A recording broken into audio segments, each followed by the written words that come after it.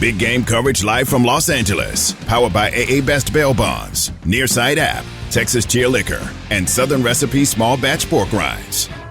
It is the Blitz here on San Antonio Sports Star, ESPN AM 1250, 103.3 FM.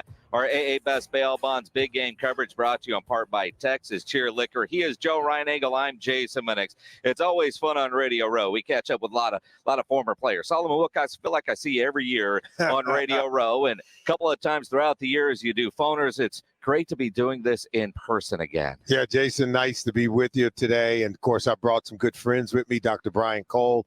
So we have a good time every single year coming on to Radio Row. We get to talk about new innovative treatments, but we also get to talk about one of the biggest games of the year, and, of course, that's the Super Bowl. Absolutely. Now, I got to ask, though. You always travel with doctors. You're always with people smarter than everybody else. My parents taught me well. Hang out, pick your friends wisely, and make sure they're smarter than you. Well, Doc, tell us a little bit about what you're doing, because, you know, you work with a lot of professional athletes. But what about guys like me? I mean, we aches and pains. We still think we're athletes, but we're not. And we get aches and pains. You got something new that you're working on. Will you tell us about it? Sure, I do. And you're right. It isn't for the everyday high-level athlete necessarily. It is for that person. But there's 12 million visits a year for people who have knee pain, and half of those people have cartilage problems. So what you probably know is cartilage, what lines the ends of your bones, right? Right. It's what keeps you pain-free. It allows you to participate. You may not be a high-level athlete, but I'm sure you're very active. Still, you're taking care of yourself. And I bet I bet there's a time. You keep telling me about the potato chips. I know, right? So but they're unopened, Doc. They're unopened. You know, they do make they do make a light version. A light version. Okay. So cartilage problems are very, very common, and these often happen in people who would be considered either too young for a replacement, or their disease isn't advanced enough, so they live in that between zone where I can tell you when I first came in practice, we didn't have an option for them. So this technology called MACI is basically where we do an arthroscopic procedure. That's where we look inside the knee using a small camera, take a small piece of cartilage. We then send it to a laboratory with a company that's called Vericel, and they grow the cartilage. It comes back on a collagen membrane, and much like, you know, patchwork, if you have a field or a turf where there's a piece of sod missing, it's replacing the damaged area with your own cartilage cells. I mean, you when you hear it, I bet you think, well, that sounds like something that we should have had all along. But the reality is, this is the last approved procedure by the FDA going back to 1994. We haven't had a single technology that's been approved for human use since 1994. And there's been thousands of these procedures performed. But what is new is that now it used to be in this liquid form, but this MACI, which is where we take the cells, put it on a collagen membrane, literally comes back like a graft, and it's a cartilage transplant. So not necessarily for bone-on-bone arthritis, but for people who suffer from cartilage injuries, including people in the NFL, as you can imagine how common cartilage injuries are there. Absolutely. Dr. Brian Cole, orthopedic doctor, Bulls team doctor, White Sox team doctor. You know about a lot of knees in dealing with a lot of other injuries from professional athletes. Now, Solly, we're talking about a Super Bowl team that you played for. Yeah. None of us saw the Cincinnati Bengals being in the Super Bowl this year. I know you do a Bengals podcast. Yeah. I'm guessing in August and September, you didn't think you'd be talking about the Bengals in February. No, we did. We didn't think they'd be Super Bowl worthy, but we did think this is a team that had a shot to make the playoffs, that if everything sort of fell into place, that we could find this team playing in the postseason. We saw this team grow over the course of a season. We saw the confidence develop. We also saw them lose to teams like the Chicago Bears and the New York Jets along the way. And the Jets and Browns back-to-back weeks. And stumble and fell against some lesser opponents. But we noticed is that the team never hung its head. They continued to have a great deal of confidence. There was a lot of finger pointing when the losses kind of reared their ugly head. And I think with a special quarterback like Joe Burrow, he was the rudder.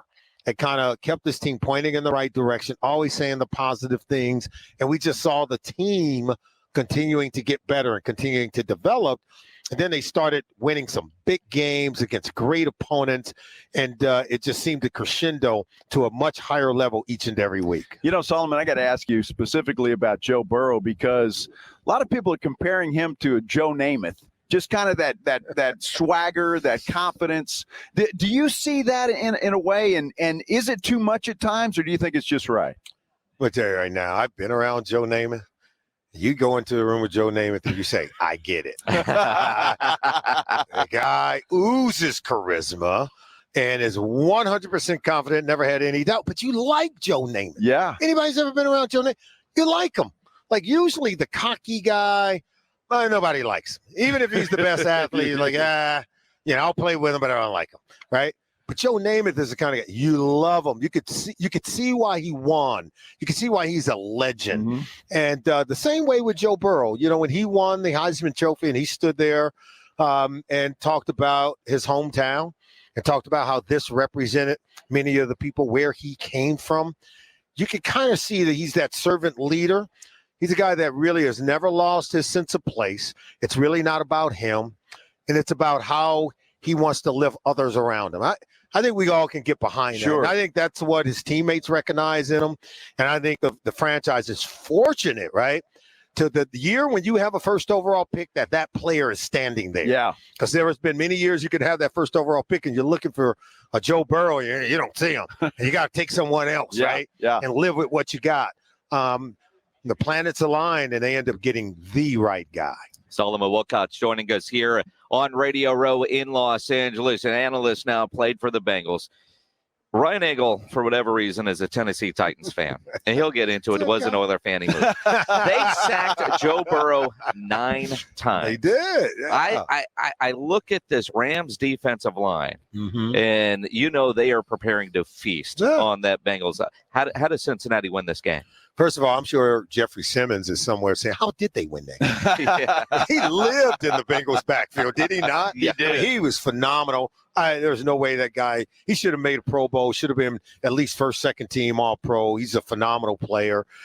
But listen, Aaron Donald is going to be even more formidable, right? Yeah. And you throw Leonard Floyd and Von Miller, who's already a Super Bowl MVP himself. And so we ask ourselves, how are they going to overcome it? How the Bengals are going to be able to handle that. Here's what you have to understand.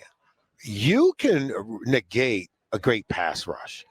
Last I checked, the rules work against you. You can't hit the quarterback if he's not holding the ball, right? So if he gets rid of it, they can't hit him. Is it fair statement? Fair statement, yeah. It's factual, right? A quick passing game.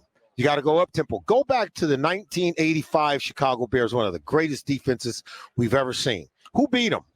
It was a quarterback by the name of Dan Marino. Quick passing game. Receivers get open quick, ball out quick, and yards after the catch.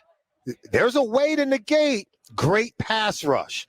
Now you just have to go out and execute it down in and down out. Solomon, let me ask you this. When you played football, what was the best thing about being a part of a team and a squad and being there with your brothers? And what was the best part of all of that? Good question. I could tell you right now, winning a football game is really hard in the NFL. Yeah. You can play basketball, you can play baseball. They play series, right? Best 3 out of 5, best 4 out of 7. And those laws of averages, the better team is typically going to win. But on any given day, you don't have to be the better team. Just got to be the best executing team on that one day.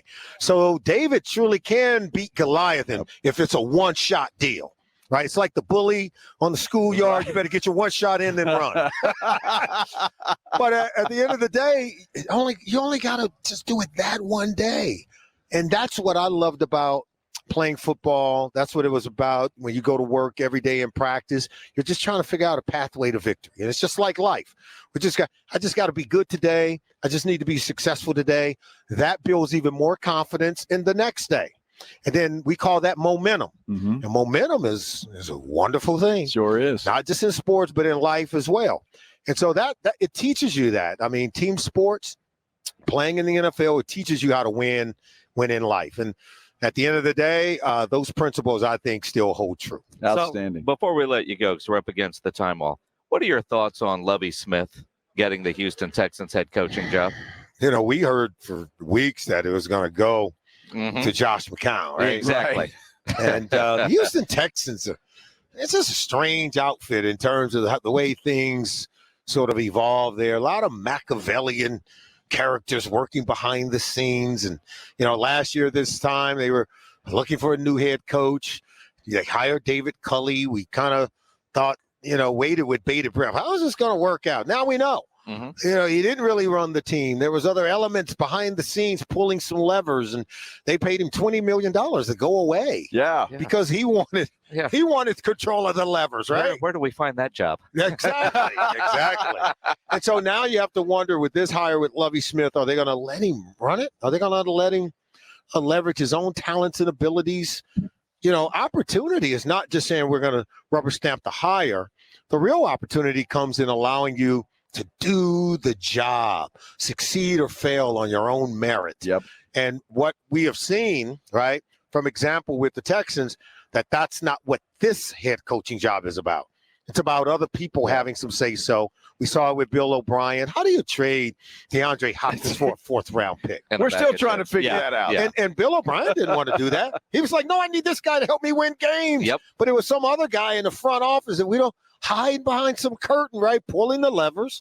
And so you just have to wonder if it's going to be Lovie making the decisions for team building, who we're signing, who we're drafting, who do I play? That's what really head coaches do. That's why they're called the head coach. Yep. Right? Exactly. But that role seems to take on different connotations and different machinations with the Houston Texans. Yeah, that's a organization that is a dumpster fire. That is the definition. You said that, I didn't, but I'm not disagreeing. We can say that. I'm not disagreeing. Yes, exactly. Dr. Cole, you taking care of our friend DeMar DeRozan? We are. Fortunately, he's not needing my help these days, which is very, very good. That's a good He's thing. an outstanding player. That's good. Yeah, we miss him. He's a great guy. Dr. Cole, Brian Cole, orthopedic specialist, doctor for the Bulls and the White Sox. Solomon Wilcots, always good seeing you, my Thanks friend. for having us, guys. We really appreciate it. Thank you. Really appreciate it. Thank you. Our AA Best Bail Bonds Radio Row coverage continues from Los Angeles.